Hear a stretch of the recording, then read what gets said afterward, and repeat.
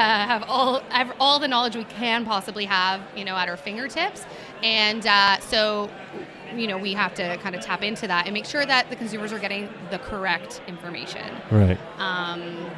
Yeah. How has that made your job or the company's job look different, feel different, taste, smell, be different from 10 years ago, 5 years ago? Are you guys constantly having to reassess how you pitch a client or even how you work with a client? Or is it kind of like, oh, we've been here before, this is how you do it? It's kind of like a round peg in a round hole? No, not necessarily. And also it really depends on the client. Right. But let's just take social media, for example. It is constantly changing, as we all know. Like just the other day, Instagram took away likes.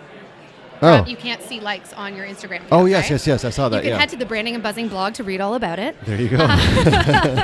Yeah, so it just says it would say Marion and others. Yes, it'll Right. say just, Marion and others or Brad and others. That was in efforts to address mental health issues. I think it's to brilliant. The younger generations. Yeah.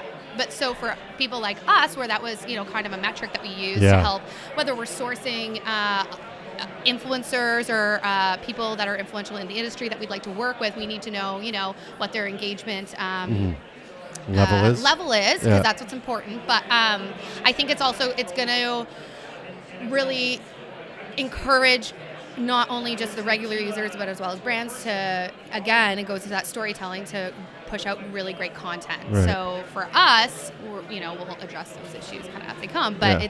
it's really hard when, social media is constantly changing. So we just have to keep on top of it and then adjust our, whether it's strategies or our metrics or anything like that, just constantly be on the ball and just educate our own clients as we go. It and let them remind- know, hey, sorry. by the way, this could change. Yeah, exactly. Well, you know what?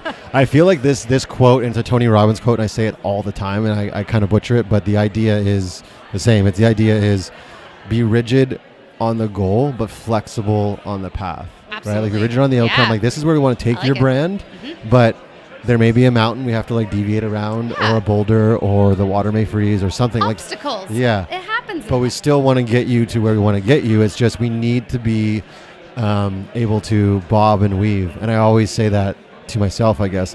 Everyone has, it's a Mike Tyson quote, everyone has a plan until they get punched in the face. Yep. Right? So there's something that's always going to come up. Always. And I won't name names, but here today with the Terrior Symposium, they had a major hiccup. And I said to one of the organizers, I'm like, that's what makes this real.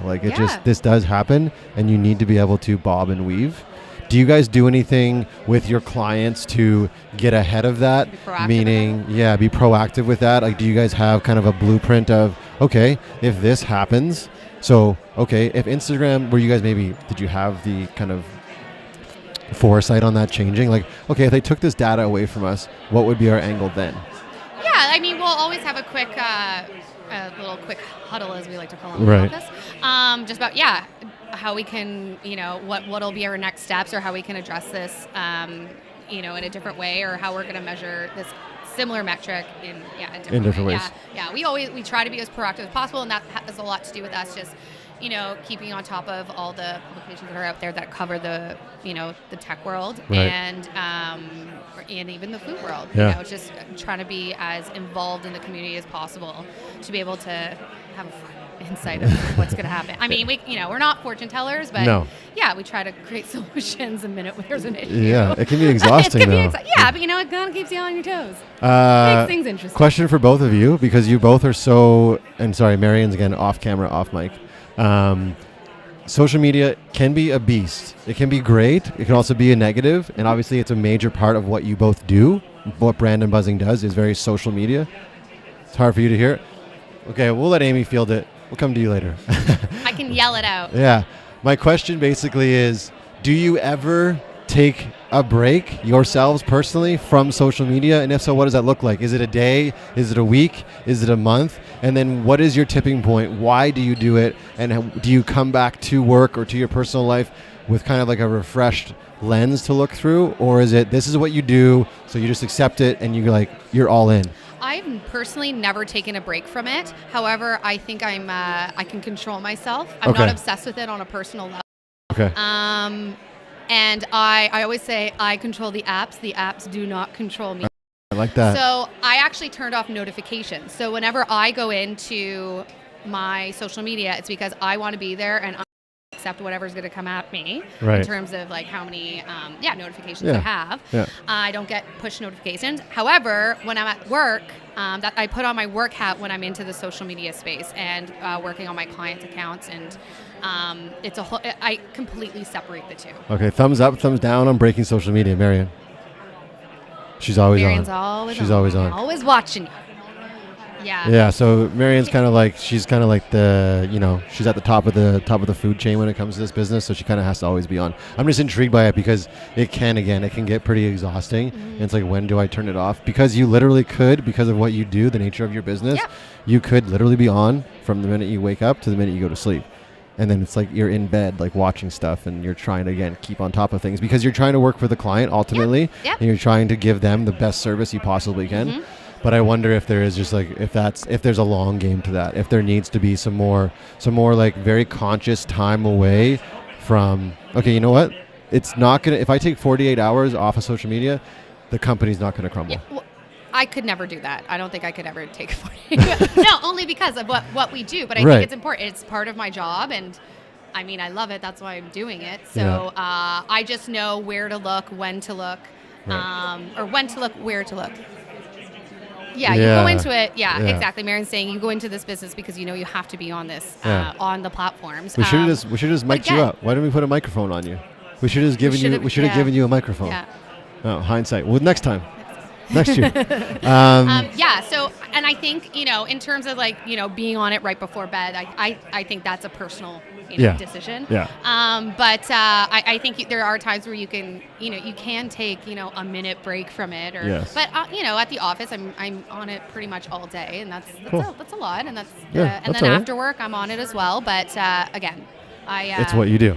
It's what I do. But I put on different hats from personal versus with my clients. Right. Last question I have for you. I feel like we should do this because these people are paying bills. Can we shout out any of your clients right now? Anyone that you want to recognize that you feel is like doing something different? They should be recognized. You really dig what they do. You love their message, their MO. You don't have to, but here's an opportunity. That's all of them, to be honest. Yeah. I love them. Good. I get to work with some pretty incredible people. Good answer. No, I do, and I love what I do because of it. And they let me do what I do, and yeah, we got to meet Brad because of it. I like that answer.